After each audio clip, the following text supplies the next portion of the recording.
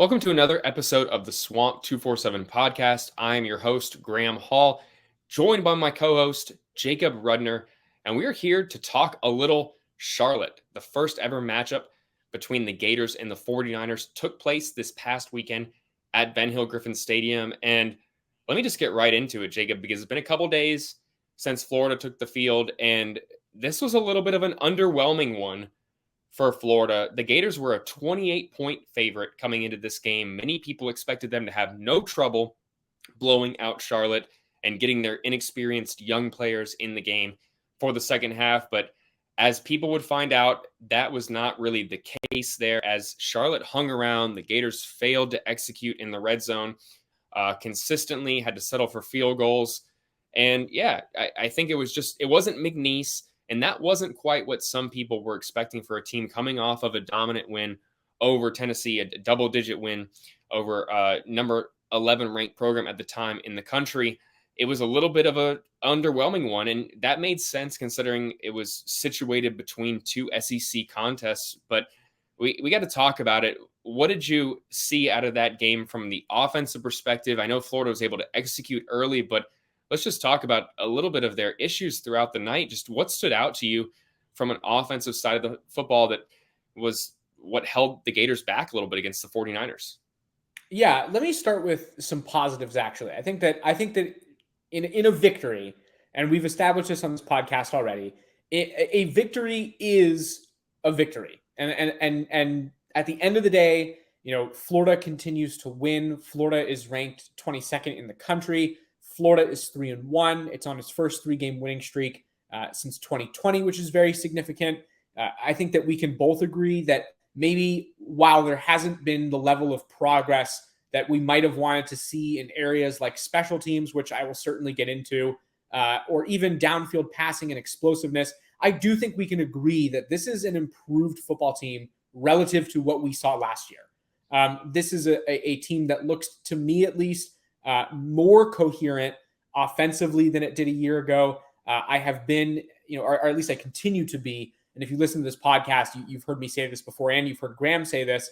I continue to be impressed with Graham Mertz's production and his efficiency and his ability to move the ball. I was still impressed by Graham Mertz in this game, especially in the downfield department. And so the positive I want to hit on here first is I actually thought Florida did demonstrate some explosiveness in this game. Almost 200 yards of downfield passing, of explosive passing. And for those of you who don't know, explosive plays on a pass is anything of 15 or more yards.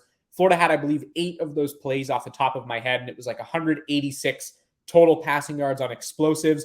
We have not seen a Florida team under Billy Napier last year or this year effectively and consistently hit on downfield shots in any game. And that goes back to USF of last year. Florida really failed to do that. We saw Florida look very explosive on the ground last year, and we know that they're probably capable of doing that again this season. We saw Trevor Etienne hit on a 62-yard run already earlier this year, but we have not seen a whole lot of passing, especially in the very downfield variety, in that intermediate to long range. This was a better showing in that respect, and I think that was important. We needed to see that Florida was capable of doing it at the very least. We saw a little bit of creativity with the way that plays were called. One that stands out in particular, and subscribers over at Swamp247 already know my opinion on this.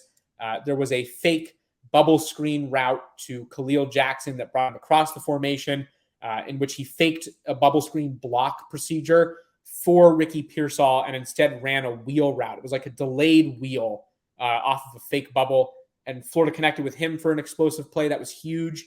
I loved that play. I think that was the most creative play I think I've seen Florida run over the course of the last 17 games since Napier took over. Of course, he is the offensive coordinator.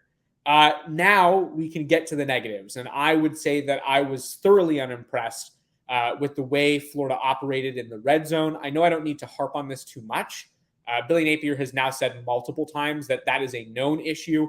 Florida will not be able to be effective in games, moving forward against tougher competition if it puts together a similar performance as it did against a team in Charlotte that entered play ranked among the worst in the country defensively. So we're not talking like Florida struggled against some high-powered defense here or a unit that's well-established and talented. we're talking about Florida struggling in the red zone against a defense that has been essentially nothing short of horrendous since the start of this season. I mean, they got blown out of the water by Georgia State, and Florida could not maintain that level of production that a team like Georgia State was able to do against Charlotte. And so for me, we need to see more potency still, or at least more consistent potency from this Florida offense. We need to see more creative play calling as the game goes on. I thought things got bland very quickly. A lot of that shot play success happened in the first half of the game, and maybe even earlier in that first half when Florida was still kind of leaning on that early game script. But again, look, a win is a win. There was better downfield passing in this game. I thought defense looked really good. I'm going to dedicate a whole segment of the show to special teams, so I won't even mention it yet. But we need to see more explosiveness on a consistent basis against good teams, and we need to see more efficacy in that red area in order for Florida to maintain a positive pace and trajectory on the season. Yeah, I've said before on the show and on Swamp247 that Florida's offense is what it is. I know that there's a belief that Billy Napier is maybe this conservative play caller. And while maybe that's a fair assessment, I do think a lot of it comes down to minimizing risk, what your quarterback does well, and what they're asking Graham Mertz to do right now. He's doing an extremely efficient job of doing that. And so it's hard for me to necessarily critique the players so much if they're playing within their role. I know that's a coaching speak type thing we hear all the time, playing within your role, but that really is what it comes down to with Graham Mertz. He is running the offense that they've designed around him, which is, I think, a lot of different stuff, a lot more motion than some people were expecting. They're still right around 40% of their plays using 12 personnel while developing those young tight ends. This is a team that I think that Ricky Pearsall, and I'll talk about him more in a second here, that guy continues to prove that he is with a quarterback that can get him the football. He is a very, very dynamic wide receiver and needs to, I think, be consistently targeted within this offense. He showed that on Saturday, and I think his importance is only going to continue to increase with this team. I do think that we didn't even talk about the backfield so much. It looked like Trevor Etienne, after having a career-high rushing yards against Tennessee, kind of took a backseat a little bit to Montrell Johnson. Just had 8 carries to Montrell's 16. Some people speculated maybe that's, by design, limiting this guy's usage before he's going on the road to play against Kentucky. I don't know how much I really buy into that. I think that a lot of it's going to be situational for Florida, but I do think that Etienne is a guy that you also want to look to get double-digit carries against if you're in a situation that you need to run the football effectively and have some dynamic plays. He's a guy like Pearsall that you have to get him touches, and I think you would look for that to continue to increase. But I mentioned Ricky Pearsall. We got to just talk about it real quick. Where does that catch rank for you, Jacob, in terms of best catches you've seen live? I know for me, it's got to be, I want to say it's number one, right? I don't want to disrespect any former catches that I have seen, but that one just, I had to look at the monitors above on the TV ahead of us to make sure I saw that correctly through the binoculars, because I thought the guy just got absolutely rocked and no way he hung on to that football. And then I didn't even see at first that he caught it with one hand. I mean, just, have you seen anything like that? I know you've covered Ricky Pearsall more than anyone else here on the Florida Gators beat. I know you've heard about how good he can be. You were one of the first ones that were saying that this guy is going to be an absolute weapon for this Florida offense and for head coach Billy Napier. Where did that exceed your expectations? Because it exceeded mine. Yeah, I mean, it was certainly the best catch I've seen in person. At least, it's the first one that comes to memory. Nothing else really competes with it. And I have covered Ricky Pearsall since his freshman year of college back at Arizona State. We actually moved to Gainesville within a couple months of each other. So I have literally covered every moment of this guy's career. Have never seen him do that. Never seen that before. I've been to plenty of Arizona State practices, and I've seen some good catches out of Ricky Pearsall. And like you said, I have long been confident that he would be a contributor at Florida. Never have I seen him make what I thought was one of the best catches I've seen, period. I mean, it literally is in the Odell Beckham category of wow, in my opinion, and you can let me know in the comments on YouTube if you disagree. But I think that that was certainly way up there. And he is a very spectacular, catcher of the ball. He puts a lot of work into it, has very surefire hands, and is certainly proving a little bit this year, maybe what he's worth at the next level. And we talked about that with Ricky and with Billy Napier, who said that he word for word said that he thinks Ricky Pearsall is one of the most underrated receivers in the country. And maybe that's the case. So great catch. I'm certainly excited to see what he's able to do this season from a production standpoint. But yeah, he's a weapon for Florida for sure. The season moves so quickly that we can sometimes forget about all the great catches that you see throughout a campaign. So again, don't want to slight any former ones. I mean, a couple of weeks ago, Khalil Jackson had that amazing sideline grab where he was just absolutely almost, horizontal with the field, leaning out of bounds. Just a fantastic catch. I mean, Florida's had a couple really, really good ones this season. And Pearsall noted that may not even be his best catch. He may have had a few better ones that he would rank higher than that in practice. So absolutely a weapon for Florida. But what also has been a weapon for the Gators this season has been the team's defense.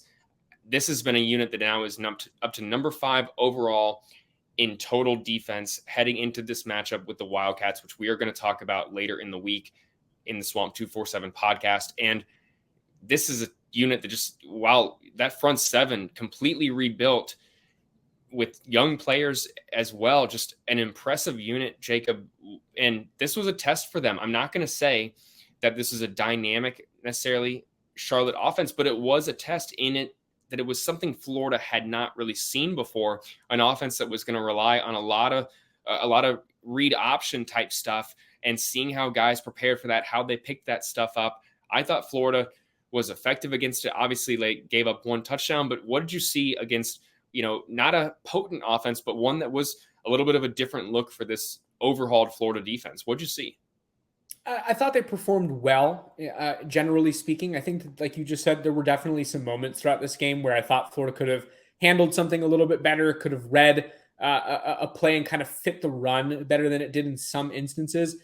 But again, how much are you going to nitpick on a defense that was mostly clean, gave up only 1 score over the course of the entire game, and again has been excellent in terms of its statistical production through 4 games. Graham, I think people forget at this point in the season, we are over now a third of the way through the regular season. It's been 4 games, and I think it's easy to write off a lot of things as it's still early. There's still a lot of football left to play. We are 33% of the way through the regular season. The stats matter now. The stats are indicative of, I think, Florida's success. The sample size is not maybe as small as some people are trying to make it out to be. And I would add this, Florida has already played 2 very good teams. Utah looks like a very formidable squad. And granted, did Florida win that game? No, but are we going to assign the blame on that heavily to the defense? I don't think we are. I mean, 24 points, including 1 on a, granted, a bad coverage bust, but the first play of the season for you defensively, and then you go on to play very well. I would say that they played great against Tennessee. McNeese is McNeese. And Charlotte was effective. They only gave up a touchdown. I have been impressed with the pass rush. I am thinking that, Florida's defensive line rotation is vastly superior to anything we saw last year. We watched Javon Dexter get overexposed game after game after game. And, correct me if I'm wrong, but I believe it was right before Florida faced Georgia last year that Javon Dexter straight up said, I'm exhausted. I am overused. By the time we get to the third quarter, I feel like I've played a whole game. And the stats back that up. He was excellent in the first half and really struggled as games went on because he was playing way more reps than anybody else at his position in the SEC. That is not the case anymore, and it has allowed Florida's defensive linemen to be far more effective than they were last year. The run stopping is really good. The pass defense is way better than I expected it to be, especially at that safety position, which has benefited greatly from some young performances. One person, subscribers and anybody really can look forward to a story on over at Swamp247 is Manny Nunnery, a guy who has been surprisingly unique for Florida. Came in as a linebacker from Houston, somebody who had been very effective on special teams. He is playing in a very interesting role where he's spending some time at star as a defensive back. He's played a little bit of linebacker. He's played a little bit of edge. There are no players really who fit that mold of what he's doing in the SEC right now, and he's played the job. He's done the job quite well. And so I think a lot of credit goes to Austin Armstrong. As much credit goes to Florida's returning coaches, Mike Peterson is doing a heck of a job with his unit along the edges. Sean Spencer, we just shouted out the defensive line. That has been massively improved. Jay Bateman has not only recruited quite well, which I think has impressed a lot of people, but his unit is playing fantastic. Scooby Williams, Shamar James look great. Manny Nunnery, who I just mentioned, is a part of that, looks great. Safeties, Corey Raymond has been excellent. And of course, Austin Armstrong, I mentioned him already, but such an impressive job. I look forward, and we're going to get into this more in our next show this week, but this Kentucky game should be very interesting. I think that this is a unique opponent in that Kentucky is going to challenge Florida vertically in a way that we haven't seen yet. Joe Milton's offense should have allowed him to do that. Joe Milton's skill level seemingly prevented it from happening. And I am interested to see what Florida looks like when a solid quarterback like Devin Leary and good receivers like Kentucky has are going to challenge the team down the field in that deep category in the shot play selection. And how will Florida's young DBs respond to that? That's probably my biggest question regarding this unit. But generally speaking, super impressed, unbelievable turnaround. And this is currently a top 10 defense in the country.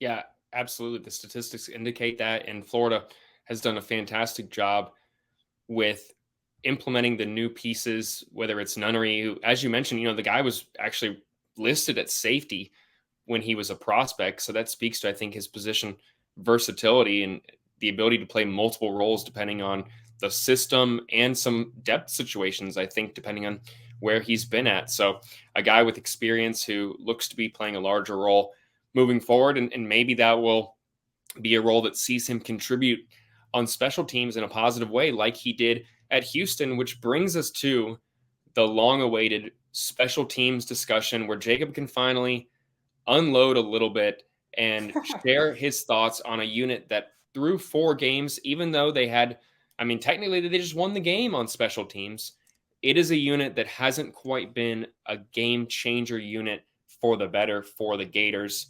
Jacob, yeah. What is going on with this unit, and what do the Gators need to do moving forward? Okay, let me start with this. I read your comments on our YouTube videos, and I appreciate the support that I have received. I will say this, though. It has been made clear to me that there is an opinion out there that I can be a little negative, that I sometimes can be somewhat of a curmudgeon when it comes to certain topics with regard to Florida football. So, in an attempt to change that, let me start with the positive. Let's be positive here first, okay? Florida did make a wise decision to change the starting kicker. Had been using Adam Mihalik to start the season. That went very poorly. It took 3.5 games, but Florida makes a change and puts in Trey Smack. He is spectacular in his debut in the role.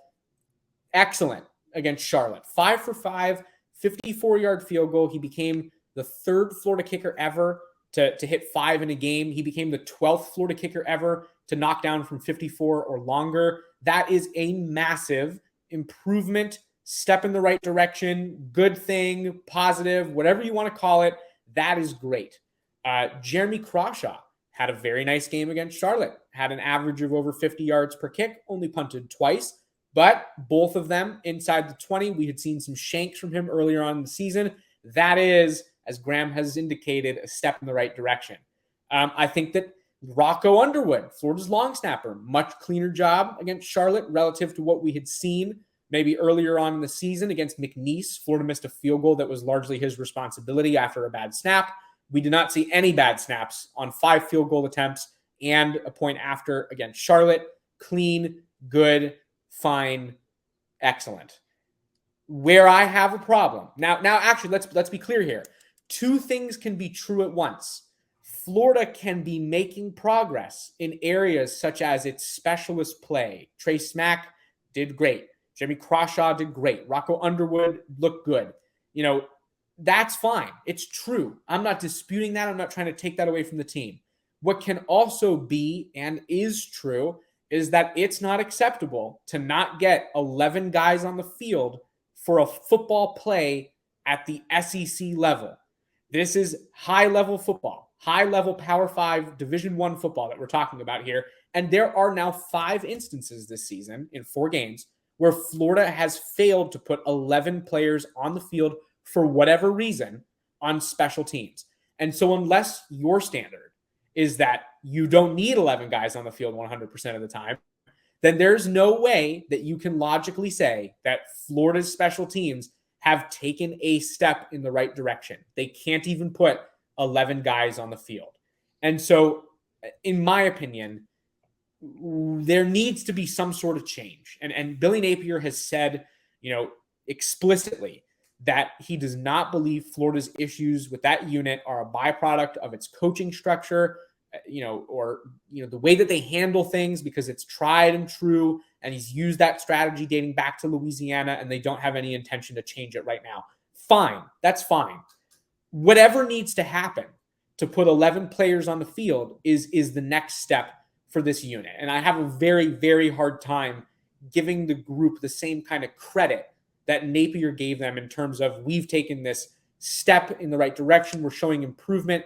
It's hard for me to agree with that if you aren't putting the right personnel on the field, or the right amount of personnel on the field. And whether the change is that somebody is hired over the offseason as a full-time special teams coordinator who can coordinate those things, whether it's somebody who oversees a little more of that operation, who's already on the staff and is given a larger role, and it's not such a divide and conquer assignment with special teams where every coach has a role. Maybe that's the solution. I don't know how to fix this, but I do know that there's no world in which it's okay to not be fully staffed on the field with 11 guys. And that includes in instances like PATs. Florida's first PAT against Tennessee. Tennessee scores in the first quarter on its opening drive, has a field goal to kick. Florida's got 10 guys on the field. What are we doing? Where possibly does the confusion lie? Third game of the season, PAT. There's no ambiguity about what's going on. They scored a touchdown. It's early. They're kicking. How are there not 11 guys on the field? Who is in charge of ensuring that everybody who belongs on the field and special teams gets on the field? That, I believe, is a big problem. I think it's something that we need to see addressed quickly here in order for Florida to maintain a positive trajectory with its season. I will remind everybody at this point, I did open with very positively, and it remains true. Florida's kicking situation has improved. Its punting looks to be trending in the right direction. Long snapper play has been good too. That being said, unacceptable to not put 11 guys on the field once, let alone 5 times in 4 games. And if that doesn't get cleaned up, major changes to the way that unit operates and who's operating it must occur, in my opinion, in order for Florida to maintain any sort of positive trajectory long term. I agree with you a lot on that. I do think some of the miscommunications are a little bit overblown at sometimes, and I understand that miscommunications with young teams happen. It's when it becomes a recurring thing, right? Where we've seen it 6, maybe 7 times this season where there's some validity to it, where clearly you need to fix something from a communication aspect to clean this thing up. I absolutely think that's when it becomes a valid point of discussion. Until then, it's maybe not the greatest indictment or the biggest problem. It's the reoccurring thing too. So we got to make sure we drive that home, at least in my opinion, because we don't want to seem like we're being overly critical of, just not having enough guys on the field when it ultimately doesn't hurt the team in a double-digit win. It's the fact that it could be a pattern that hurts a team's ability to compete later on in the season. And when you miss multiple PATs and don't have guys on the field, those things do add up in a game that can be decided by a couple of plays. And so this is why we're talking about it. Maybe it wasn't an issue that necessarily caused Florida to lose a game recently, but it could be one that causes them to lose one in the future. I will say about Trey Smack, give him a lot of credit, everyone out there, because last year the guy struggled with some minor injuries, and a lot of it was just due to how he, prepared and how he stretched. And I think a lot of people maybe think that kicking is easy in a sense, not in any way, to be able to do kickoffs, which he wasn't even fully prepared that he was going to do ahead of that Charlotte game, apparently. And then to kick 5 field goals, that is a lot of activity for a guy. And I think he would tell you maybe even 6 months ago, he was not in a place physically where he thinks he could have been comfortable nailing all those kicks, even a 54-yarder. So I think that was absolutely some progress for this Florida team from the special teams department, but obviously a lot that is left to be desired moving forward. In terms of a little bit more of a positive team now, we're going to wrap up this episode of the Swamp247 podcast. We're going to move on from Charlotte, and we're going to talk about a team that is just getting underway in Gainesville in its preparation for the upcoming season. That is the Florida men's basketball team, as Todd Golden begins year 2 in Gainesville with a lot of new pieces, a massive piece to fill in Colin Castleton. And we have finally got to look at how those pieces look on the court as the Gators open practice this week. Jacob, you were out there. I was out there for one of those sessions. You were out there for both of them. You have seen this team. What are your early impressions of how Florida has constructed their roster for this season and how those pieces are starting to fit together as the Gators open practice? Yeah, I will preface what I'm going to say with it's really early. And Graham and I have only witnessed 2 practices to this point in preseason camp. And so we don't have any grand takeaways yet. I think generally speaking, though, and that's kind of where we'll leave the basketball section of this show, just because, again, it's so early. I think that Florida, what's clear to me at this stage is that Florida did a really good job over the offseason of putting itself in a better position from a roster makeup standpoint. And I'm not talking about skill necessarily. I'm not talking about, whether or not or how many games Florida's going to win. I'm talking purely about the construction of this roster and who is in Gainesville to do what role is better than it was a year ago. And it's really not close in my mind. I see a lot more depth in that front court. They have options who are going to be able to play beyond just one starter, really, which last year, everybody saw they lost Colin Castleton for the final, I think it was 7 games of the regular season, plus their one NIT game. And it was a disaster for Florida. I mean, they looked like a completely different team, miserable front court depth. And we've gone over the reasons as to why that kind of was the way that it was. This year, I don't foresee similar issues. I think that this is a group that is better equipped to be able to handle the loss of a player potentially. We're even kind of seeing that right now. E.J. Jarvis, Florida's transfer from Yale, is not with the program at the moment and has no timetable for return as he deals with what has been described as exclusively just a personal issue. And so obviously, we wish him well. And so does the Florida basketball program. But the reality is that he's not there. And they're built to be able to handle that absence. And the backcourt is the same. I think that there's a deeper well of players who I think are capable. I see the potential with this unit to be a little bit more effective from beyond the 3-point line, which is an area that I know Todd Golden places a lot of emphasis and was very disappointed last year with the field goal percentage from beyond the 3-point line. It was like 31.3%, historically bad at the University of Florida. Do I see that in the cards for this year's team? No, not so much. I think that they're better equipped to be able to be a little bit more effective from long range. I see a little bit more depth out there. I think that the talent level has been raised. So yeah, I'm encouraged by what we've seen so far. I don't want to give any more, grand takes other than that, but I would say through 2 practices and just kind of having eyes on the roster and who's here in Gainesville, I do think Florida took a step in the right direction, and I think it'll be quite apparent on the court.